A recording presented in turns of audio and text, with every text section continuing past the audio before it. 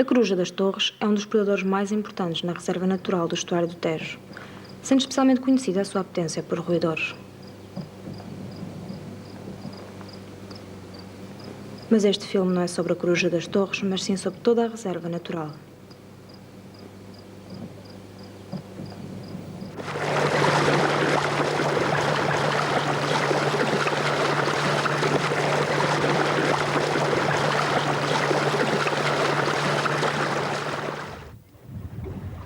Estamos em plena reserva natural do estuário do Tejo, uma das áreas úmidas mais importantes da Europa. Numa zona em que as águas do mar se vêm juntar ao rio e os ecossistemas terrestres e aquáticos se combinam, estão reunidas condições únicas para a vida. Mas comecemos por ver o que se passa nestas águas.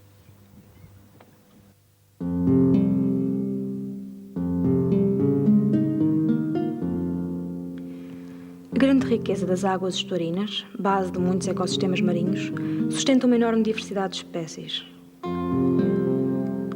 Por exemplo, muitas espécies de peixes que vivem no mar utilizam o estuário como maternidade. É o caso da dourada,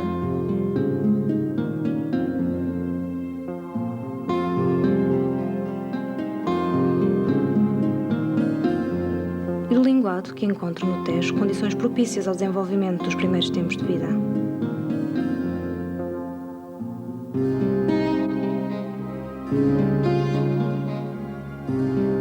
Outras espécies permanecem aqui mesmo durante a fase adulta.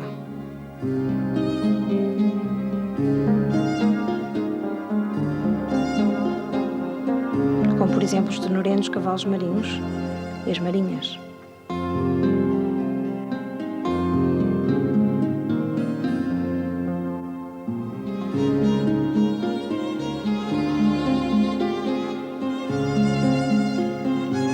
A tainha desempenha um papel ecológico importante ao alimentar-se dos detritos orgânicos tão abundantes nos estuários.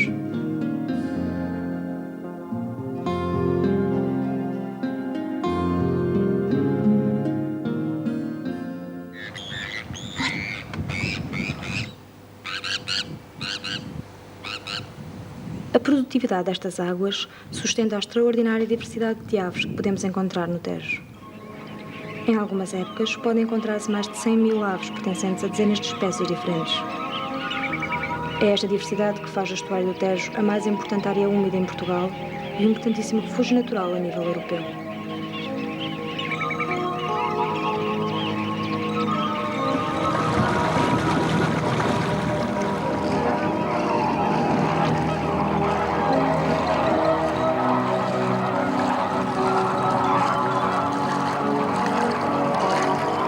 Uma das mais belas aves da reserva é o flamingo.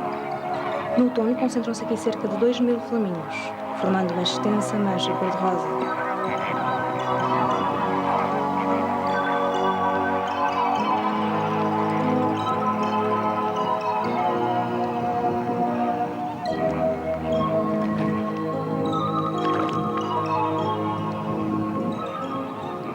No entanto, foi o alfaiate que foi escolhido para símbolo da reserva.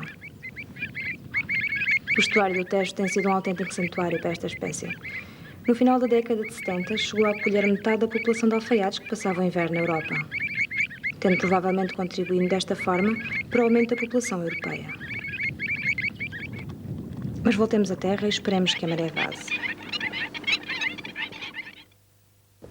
Esta zona, onde há bocado podíamos andar de barco, é agora um vasto terreno de lamas. Durante a maré cheia, são aqui depositadas grandes quantidades de nutrientes transportadas pelo rio. São esses nutrientes que vão servir de suporte ao crescimento do sapal. Uma boa parte da matéria orgânica produzida pelo sapal vai, por sua vez, acumular-se aqui nas lamas. E são os detritos orgânicos resultantes dessa acumulação que vão ser o alimento de um conjunto de organismos. Os invertebrados que habitam as lamas são animais detritívoros, pois alimentam-se dos detritos orgânicos aqui acumulados.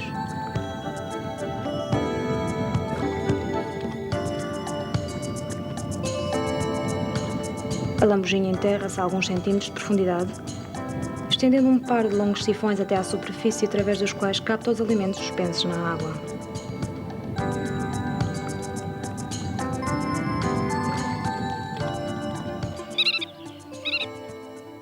Os bivalves e outros invertebrados estão na base da alimentação das aves limícolas, assim designadas por se alimentarem na lama.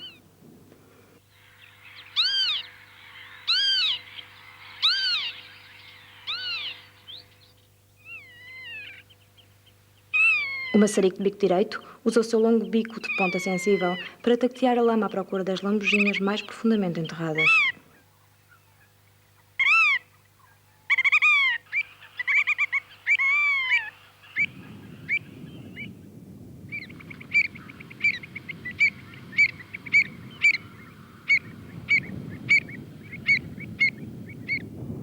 Já o alfaiate possui um bico longo e curvo, particularmente adaptado ao varrimento da superfície da lama, capturando as minhocas que emergem para se alimentar.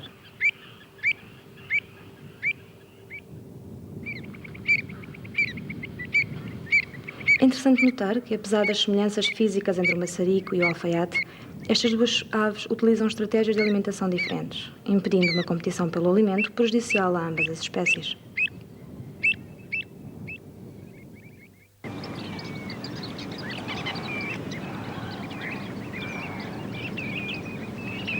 Outras limícolas de bico mais curto, como o pelrito comum, deslocam-se freneticamente à procura das suas presas, debicando-as.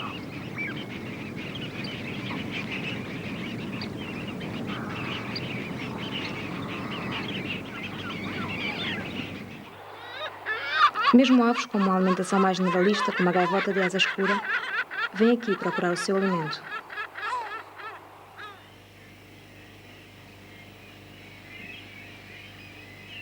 Quando a maré enche, milhares de aves voam em bandos para as salinas e para zonas abrigadas no interior do Sapau.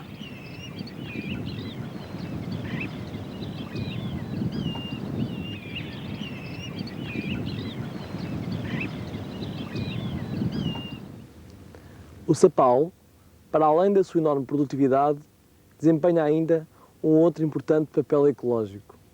É uma estação natural de tratamento de efluentes. Por exemplo, as plantas do Sapau funcionam como uma armadilha para os metais pesados, retirando-os das águas do estuário e impedindo assim a sua entrada na cadeia alimentar.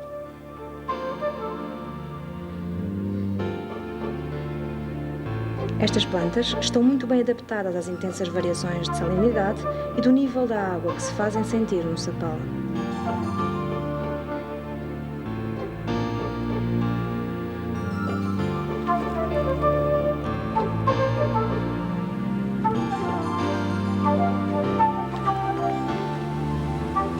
As áreas úmidas foram durante séculos consideradas fontes de doença por albergarem uma grande quantidade de insetos.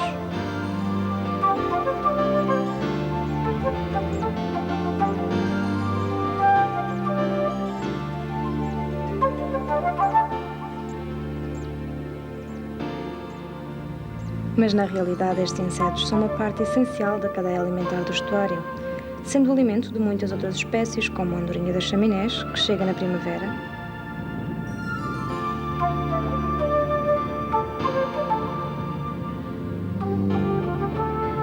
e a fuinha dos juncos, que habita o estuário durante todo o ano.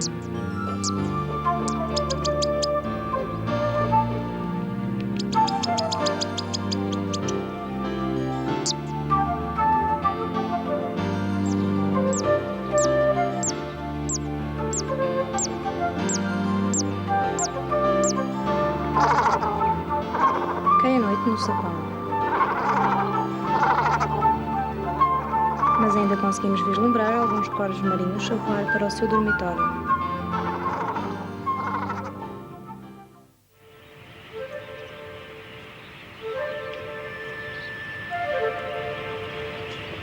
Com os primeiros raios de sol, um pequeno grupo de flamingos que se tinham recolhido nas salinas começa a acordar lentamente.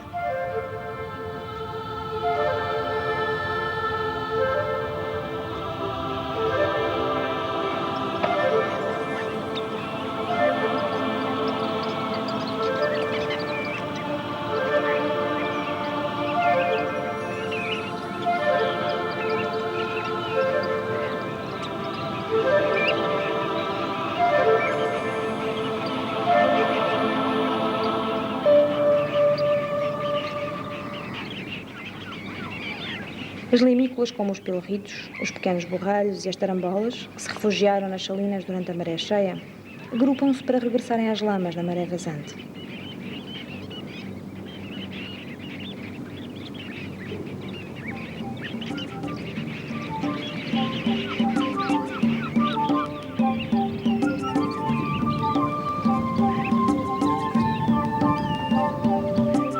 Os flamingos, para além de procurarem abrigo noturno nas salinas mais isoladas, utilizam-nas como locais de alimentação. Estas aves alimentam-se com a cabeça invertida debaixo d'água, usando o seu bico especializado para filtrar os micro-organismos em suspensão. A exploração de sal no Tejo remonta pelo menos à época romana. As salinas são um exemplo interessante de um biótopo artificial construído pelo homem que se tornou local privilegiado de abrigo e alimentação para muitas espécies. A diminuição da sua atividade e o consequente risco de abandono colocam sérios problemas à biodiversidade nesta região.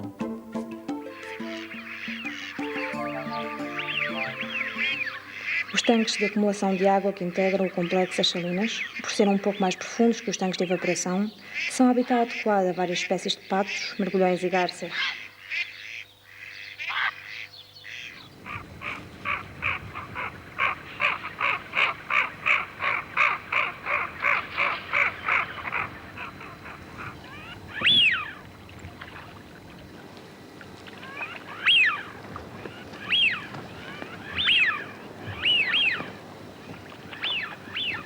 As piadeiras alimentam-se de plâncton mergulhando a cabeça enquanto mantêm as patas suspensas sobre a água, ou então apenas percorrendo a superfície da água com o bico. Mas eis que algo os perturba. Uma fêmea de águia sapeira chega ao tanque.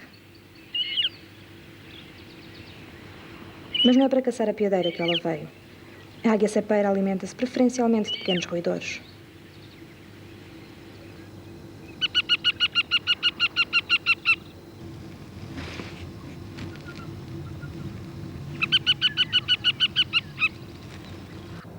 Afastado do perigo, os mergulhões voltam à superfície. Estas pequenas aves, como o próprio nome indica, mergulham para se alimentarem de insetos aquáticos, podendo manter-se submersos durante dezenas de segundos a uma profundidade de 2 metros.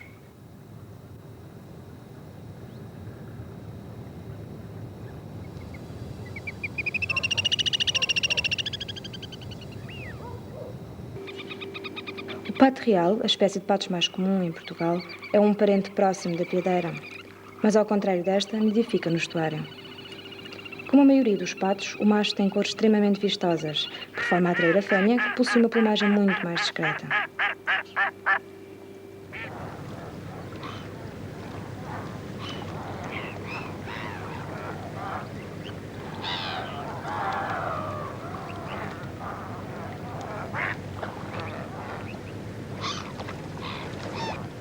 As garças brancas possuem um bico pontiagudo que funciona como arpão na captura dos peixes, anfíbios e crustáceos de que se alimentam.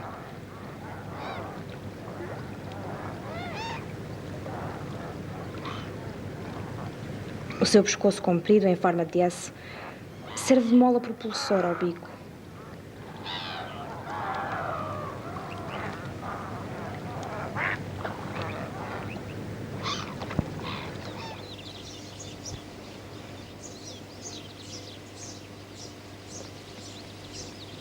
Encontramos-nos agora em plena Lesíria. Esta área agrícola inclui diferentes tipos de cultura, como o arroz, o girassol, o milho e as pastagens para a criação de cavalos e gado bravo. Como estas culturas são de caráter sazonal, na Lesíria os habitats são particularmente dinâmicos, o que leva a uma forte variação na utilização destes espaços pelos diferentes animais.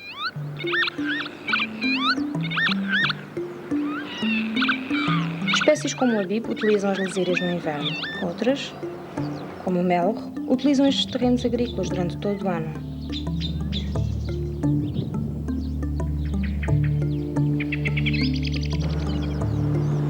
É também o caso do cartacho, cujos machos possuem uma atraente plumagem, em comparação com as acastanhadas fêmeas, semelhantes aos juvenis. figueirão que aqui vemos no